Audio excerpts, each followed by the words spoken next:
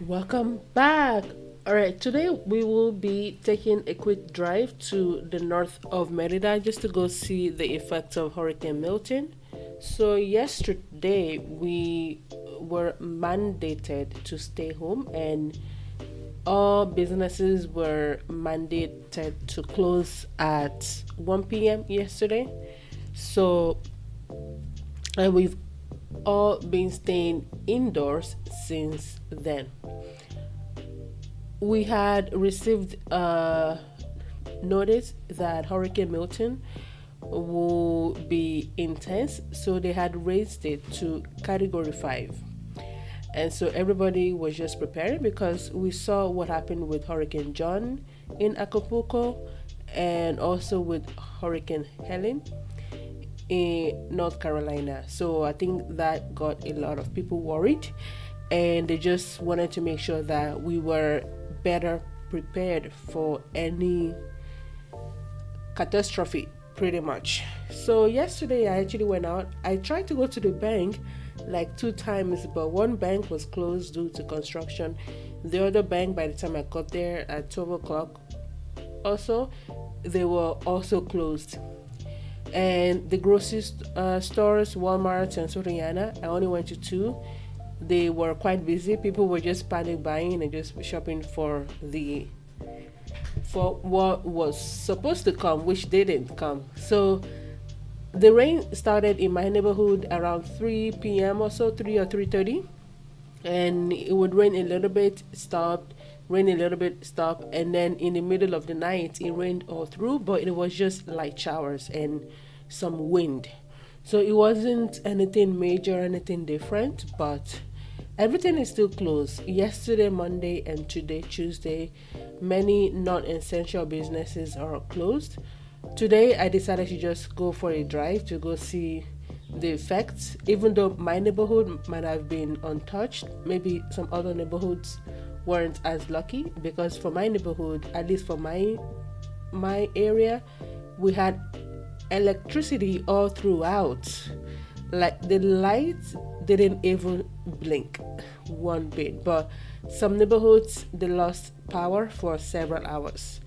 In my neighborhood, at least on my street, my building, the power stayed on. Also, like I said, it was just regular rainfall, nothing major. Because what happens here in Merida is that whenever there's gonna be a heavy rainfall or hurricane or anything, and when it starts to get very windy, the power company will deliberately shut down all power. So at least that way they won't have as much repairs to do after the event. But because it wasn't as bad as we thought it would be, it was okay for us. All right, so right now I'm driving on Avenida Perez Ponce, driving towards Paseo Montejo, and Walmart is just on the right. Somebody said they were closed, but when I drove past it, I saw lights were on and some activity, and people were also driving into the parking lot of Walmart, so it looked open. Here we are in the tourist section of Merida. This is a really popular and historical street called Paseo Montejo. It is named after the founder of the city of Merida, the Montejos. All right, so I saw a few people on the sidewalks here. Some of them might be locals, some of them might be tourists. And as we drive towards the Monumento a la Patria here, you're gonna see a lot of tourists taking advantage of the light movement to take pictures. Because if you are a tourist and you've already spent so much money to come down here, you've already taken time off, you've made all these plans, and you are only gonna be in the city for a few days, you're gonna maximize your time. So here we can see tourists taking pictures by the monument, and we're still driving on. So right now we are on Paseo Montejo, Prolongación Paseo Montejo, and it takes you all the way north. And this road actually takes you all the way to Progreso Beach. So as you can see here on the left and on the right, the businesses are pretty much closed. Some of these businesses, they have cars parked in front of them because they are car dealers, full gas and such. And we have Ford. So on this particular street, Prolongacion Paseo Montejo, a lot of car dealerships. You're gonna see Ford, Lincoln, Toyota, Honda, a few Chinese car companies, Suzuki. Pretty much most of the car dealerships are on this particular road right here. All right, so on this particular day, so as you can see by the tree here, right, you can see that it wasn't even that crazy windy.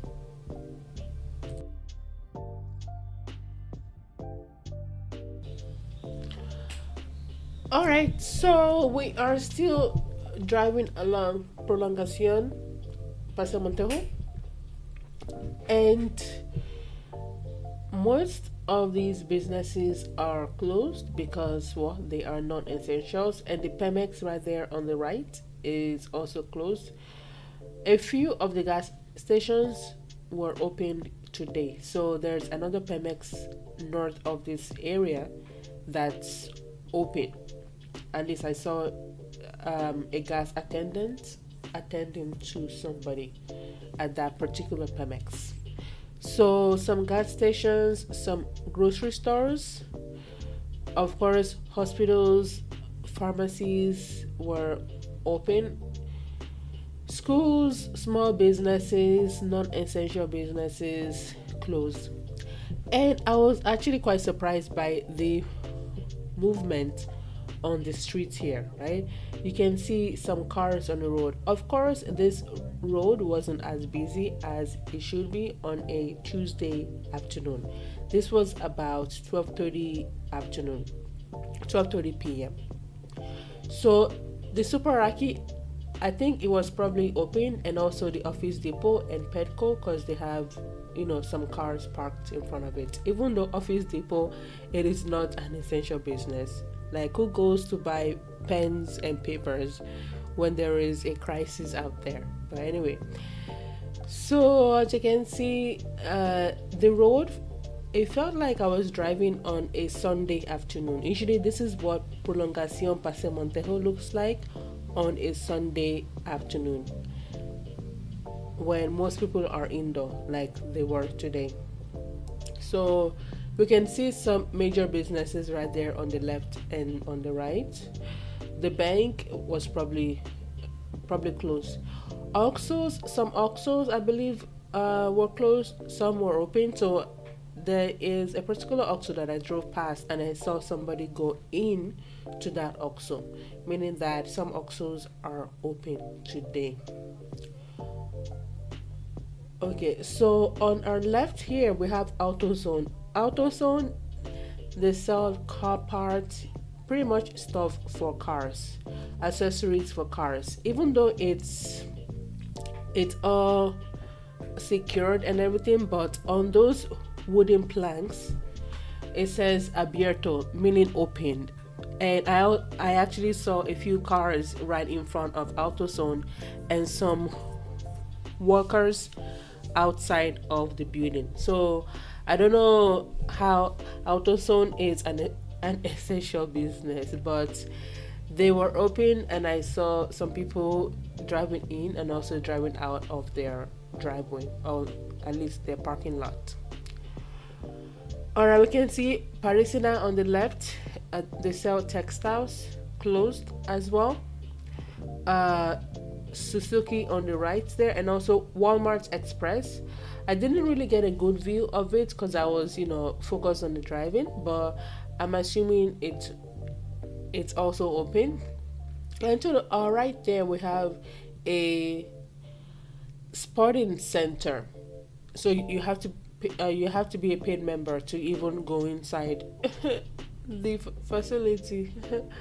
Okay, so like I said, this particular road actually takes you all the way to Progreso. You just keep driving straight, and then it gets to a point that this road becomes a highway, and then you just keep driving straight. All right, so as I kept on driving, I really didn't have any plans. I just wanted to drive on this road. I didn't want to drive through the neighborhood because I don't know how flooded the residential neighborhood will be. And I also do not want to be driving my car through very narrow roads. And many of the residential roads are filled with potholes, I say. They have many potholes and flooded roads are just not a good combination, right? So I just thought, let me just stay on this road, drive a little bit up north, and then drive back. Maybe take 2 stops at 2 stores just to go see what it looks like on the inside. Any activity going on? Are they busy? Is it worth staying open? So on and so forth. So I was just moving the camera around there because I wanted to see, okay, are those businesses, are they open or not? Is there any activity in that area? All right, so as you can see here, today was quite a quiet day, if I must say. Right? Quiet, easy drive because not too many cars on the road and no buses. So public transportations for today were suspended. So that's why you're not gonna see any public buses in this footage. Vaquero, it's like Home Depot. So I believe, yeah, so they were open because I saw, actually, they were open because I saw them open and I also saw many cars, many vehicles outside. Original Joey's, so a restaurant, many of them cerrado, closed. Office Max, the McDonald's, it looks like there is no activity, so also closed. Home Depot. So when I saw Home Depot, I was like, you know what? Somebody said Home Depot is open, and I can also see all these cars right outside of Home Depot, meaning that it's probably open, even though Home Depot, in my opinion, it's not an essential business. But I guess if something happened to your house, it's damaged, flooded, I guess you would want to come to Home Depot, I guess, to buy some things to fix your home with. Because home insurance here in Merida, or at least in Mexico, it's not really a thing like that.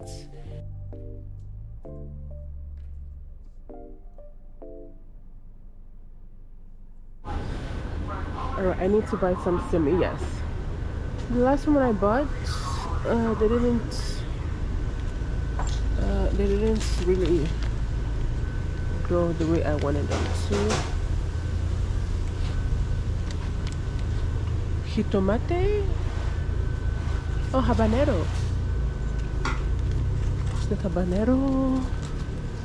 Let's take jitomate. Melon. Ooh, let's take papaya. I don't know if these things are actually gonna grow. Mini Puerto oregano.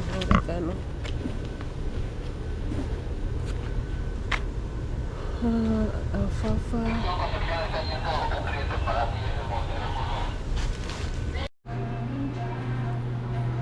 Tell me, who shops at Home Depot? Dios mío. 10,000 pesos. Oh yeah, aquí adentro. Officer adentro. Let's see.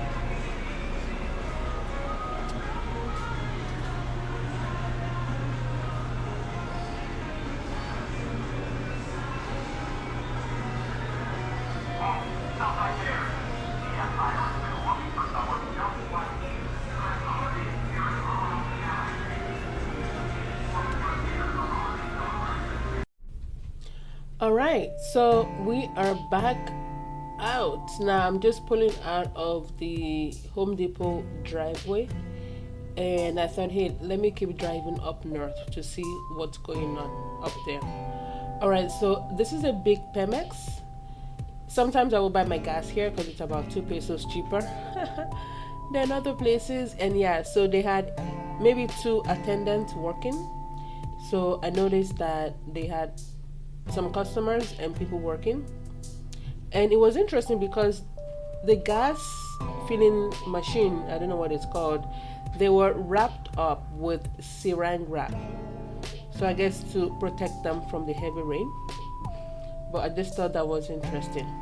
All right, so now I'm like, okay, let me drive up to the Chedraui, and then I would just drive back down. But for some reason, I took a left because I've never actually driven on this particular street. But anyway, just driving around to see what everywhere looks like. So you can see some leftover rain, I guess. The water just right there on the roads, especially on the bike path, but no big deal. This particular road, it doesn't get flooded because it's a major road. It's this particular road now, it's Avenida Tecnológico. It also takes you to the beach because you're gonna go right, turn right, and it takes you back to Prolongación Paseo Montejo, which is what I did because a car behind me got me confused because it was pressing his car horn.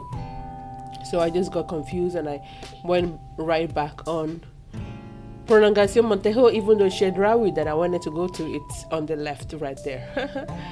But it's okay. We're just taking a ride around the city. All right, so the structure in front of me, that is the Grand Plaza, and I believe it was closed because I don't see that many activities, but who knows, it might actually be open because it looks like there's a Soriana inside the mall. So some stores in the mall might be open. All right, so right now I'm driving towards the Chedraui Selecto. So we have regular Chedraui, and then we have Chedraui Selecto, and Chedraui Selecto is just a cut above the regular Chedraui, meaning that they have a lot of imported items. They have some unique items that you might not be able to find at the Superaki or even the Soriana. Okay, so if you're looking for something specific, something ethnic, for example, you might be able to get it from Chedraui Selecto. It has to be Selecto. This particular Chedraui Selecto, it is massive, it's huge, and it's on a huge piece of land. Like, look at all the parking lot spaces that they have here. Massive, huge. It's like, what?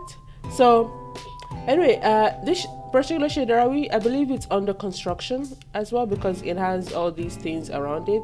And like many businesses in Merida, the roof was leaking. All right, so right now we're just going inside the Chedraui Selecto. It's very huge, and I was impressed that they had 10 cashiers because yesterday I went to the Walmart on Paseo Montejo. They only had 4 cashiers working, and they also had the self-checkout machines as well. I went to the Soriana, they had 5 or 6 cashiers. So but at least this particular Chedraui Selecto, it doesn't have the self-checkout machines yet, but at least they had 10 people working, so I didn't have to wait that long on the line. I was quite lucky. Otherwise, I would have left my cart and just leave the store. But one good thing about Chedraui, especially Chedraui Selecto, is that the bread area, the panaderia area, it is awesome. I bought a freshly baked garlic and butter bread. It was so crispy on the outside, soft and buttery on the inside. Whew, it was so delicious. I ate half of it in the car. Yeah, so that's the only thing really that I love about Chedraui Selecto, because I'm not into imported food items because you gonna pay. And it's ridiculous prices. Like I just showed you guys in the Home Depot shot, right? It's like ridiculous prices, but I buy local whenever I can. All right, so they had some Halloween decoration outside, even though Halloween it's not big here in Mexico. It's Dia de los Muertos. So this man right here, he's stocking up the pan de muerto, pan of the dead, bread of the dead. Pan of the dead for Dia de los Muertos. So you're gonna see that those types of bread in October, pretty much around this time of the year, at the stores. All right, so this video, it's not really like a grocery shopping video, so the Chedraui section also is very short, very quick. I'll probably go do another video at 𝒗𝒊𝒅𝒆, but at Monte Cristo. So this particular one, it's in the Francisco Montejo area, also in the north, but in the northwest. This is a massive one. I think this is probably the biggest 𝒗𝒊𝒅𝒆 in all of Merida. Chedrauis in general, they are massive, but the Chedraui Monte Cristo one, it's Monte Cristo, it's an exclusive neighborhood, so the Chedraui reflects that. So I think I've only been to that 𝒗𝒊𝒅𝒆 twice in the past, and the last time I went, I bought maybe 10 pieces of bread items like donuts, cookies, bread. I was like, no, this is not good for me. So this time around at the bread area, I only bought like 4 bread pieces. Okay, so we have this store here with the tips on it, even though it's like indoor. Yeah, very interesting. Okay, so now I'm like, you know what, time to head back home. Now I'm driving back home on Avenida Tecnológico road as opposed to the other road that I took. I took the Prolongación Paseo Montejo going north. Now I'm heading back south towards Centro area, and I'm taking the Avenida Tecnológico. And this particular road has the Technology University, but south of here, but not too far though. This particular road, I usually try to avoid it because it has some schools, right? So primary school, secondary school, private school, college. This particular road has quite a number of schools, so they have some speed bumps on it, but I only take it when I absolutely need to. Now look at check out the train tracks, right?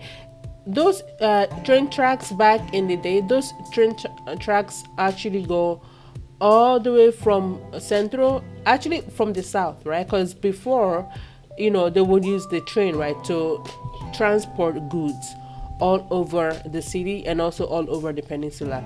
Now these train tracks actually used to, not anymore, used to go all the way north to Progreso, because Progreso, it's the port city of Yucatan, like the state of Yucatan.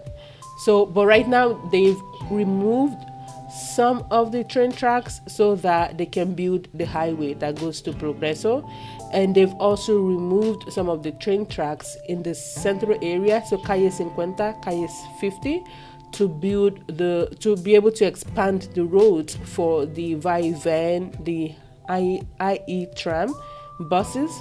But before, in the past, you would just drive over those train tracks. So I think it's unique that they've been able to preserve some history for as long as they can. They would only remove that part of history, I guess, whenever they feel like it's necessary. So I think maybe the city might do something with the tracks in the future, whereby they might have a quick train that takes you from the south to the north. But I think that's going to be another project for them to work on. Okay, I'm seeing some 𝑦𝒂𝒓 buses on this particular road. Very interesting, because I was told the public transportation, they weren't working. But then if you have some stores open as well as hospitals and essential businesses open, I guess it will only make sense to have some of the buses, not all, but some of the buses running. So I just saw some van buses drive by on the left. All right, so this particular road, Avenida Tecnológico, it also takes you to Centro as well. And on the right is a neighborhood called 𝒄𝒏𝒊𝒂𝒄𝒏. 𝒄𝒏𝒊𝒂𝒄𝒏, it used to be a town of its own before it got absorbed by Merida. So when you go into the 𝒄𝒏𝒊𝒂𝒄𝒏 neighborhood, it's like a whole different world. The roads are very narrow. You're gonna see a lot of local houses as well as mini privadas.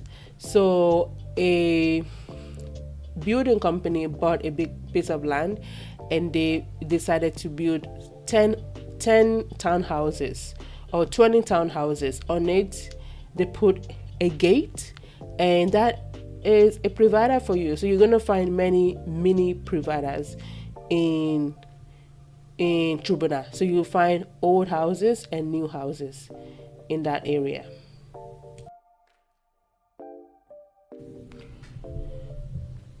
All right, so Merida, one unique thing about Merida is just the different types of cars that people drive here, right? So from old school, really, really old cars to the latest of the latest cars. Some of these cars can buy you a whole house. I mean, a whole house. Like some of these cars cost like 2 million pesos, and you can buy a brand new house. Like let's say in Los Héroes, Las Americas, Cauquel for 2 million. I'm talking about 2-story, 3 bedrooms, 2 bathroom homes for 2 million pesos. You can also buy vehicles here for 2 million pesos. You're gonna find cars that the owner has been patching up for the past 20 years.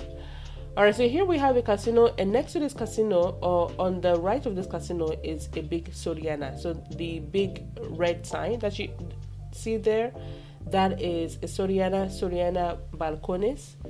I believe that's what it's called. It's also a big Soriana, but I go to a different Soriana, which is closer to me. All right, so right now I'm about to pull into, well, actually we're still in, well, so right now you could say this is getting close to Centro Merida, but this area is still called Norte, even though 10 minutes walk from here is Centro.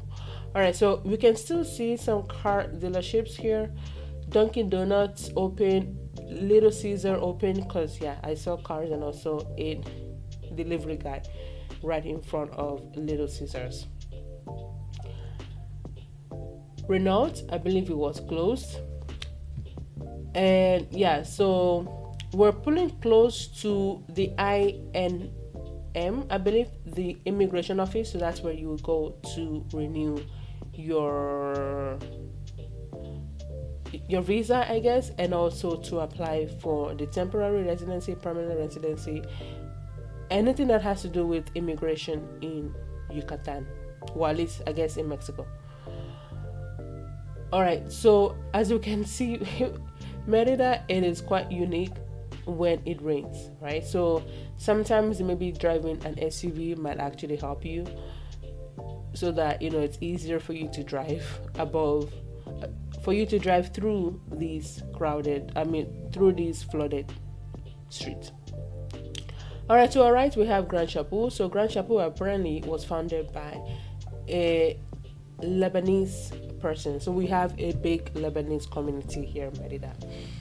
All right, so I believe my camera stopped working a few seconds after this. So this is it. You can see what the city looked like after Hurricane Milton, right? It looks normal. It looks clean. And yeah, and we're back in my neighborhood. Yeah, we're back in my neighborhood.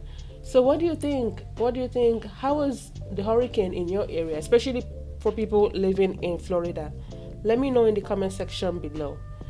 Any questions for me, also leave it in the comment section. If you haven't subscribed yet, click on the subscribe button.